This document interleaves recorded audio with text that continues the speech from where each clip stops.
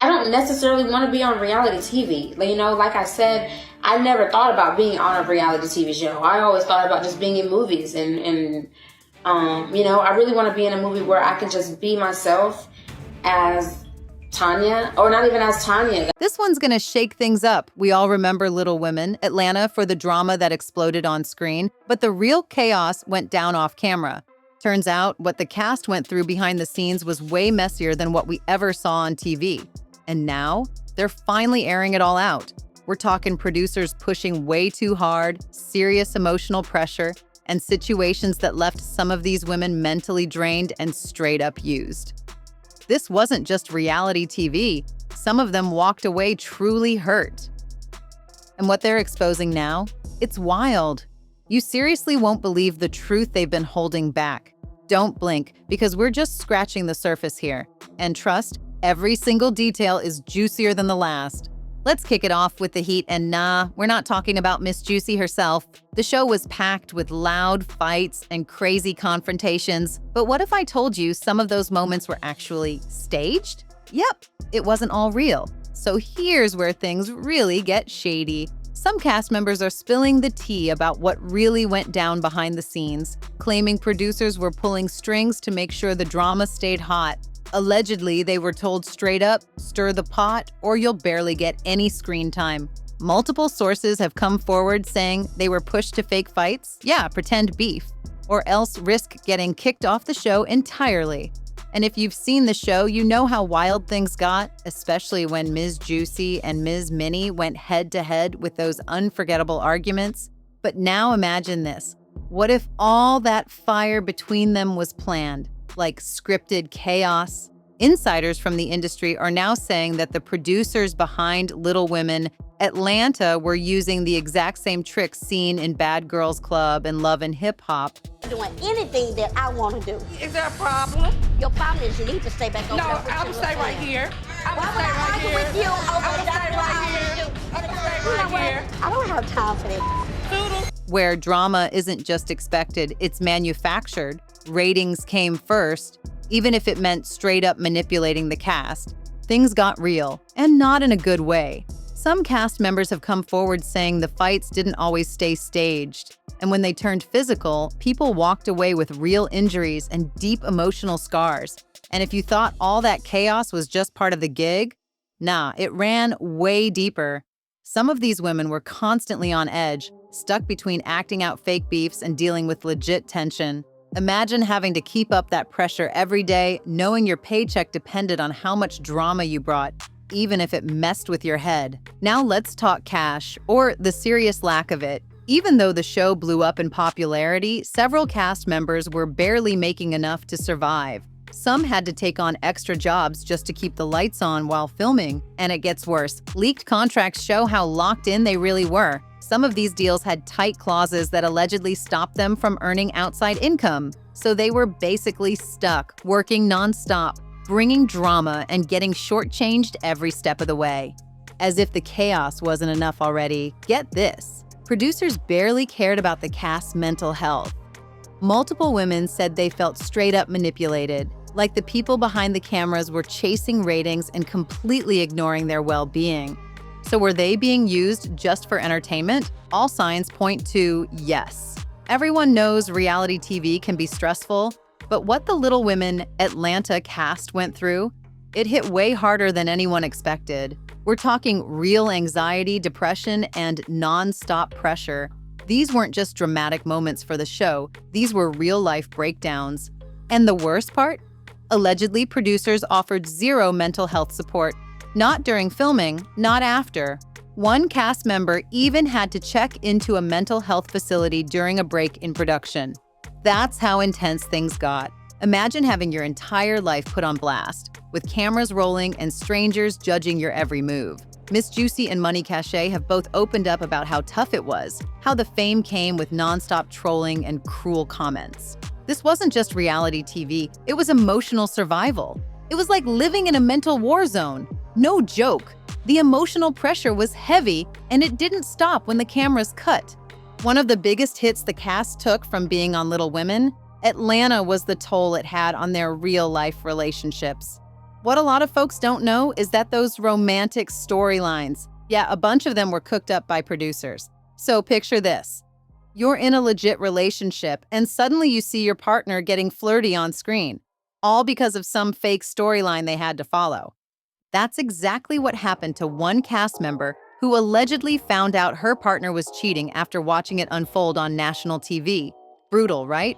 And then you've got the tiny twins, Amanda and Andrea, dealing with their own love chaos. One of them was stuck in a messy, on-again, off-again relationship that had fans watching every move. And let's not forget about Money Cachet. Her marriage and the breakup that followed became a major storyline. But here's the twist. Not everything was fake. Some of that heartbreak was 100% real. She was really going through it. Watching her marriage fall apart in front of millions, that hit hard. And having strangers picking apart her private life only made the pain worse.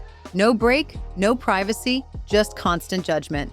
And let's be real, friendships on reality TV weren't any better.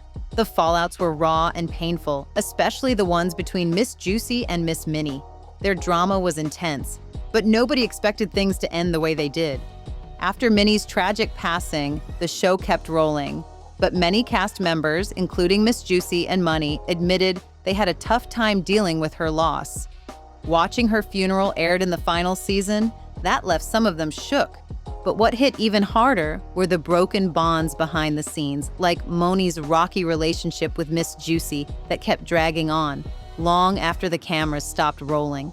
You ever see those emotional, heart-to-heart moments on reality TV and wonder, is this even real? Well, sometimes it wasn't. Some cast members straight up admitted that certain friendships were forced just to fit the storyline.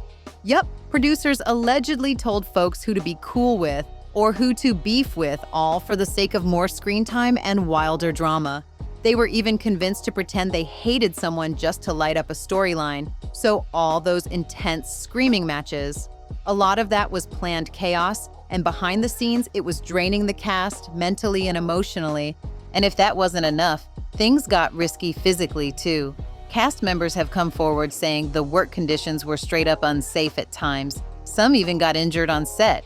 It's like the show was more focused on making scenes pop than keeping the women safe. And that kind of neglect could have ended really bad. Now here's where it gets unbelievable. Production allegedly refused to make basic set adjustments for cast members with dwarfism. On a show about people with dwarfism, let that sink in. You've got a whole cast navigating sets that weren't built for their bodies, and requests for simple changes reportedly ignored.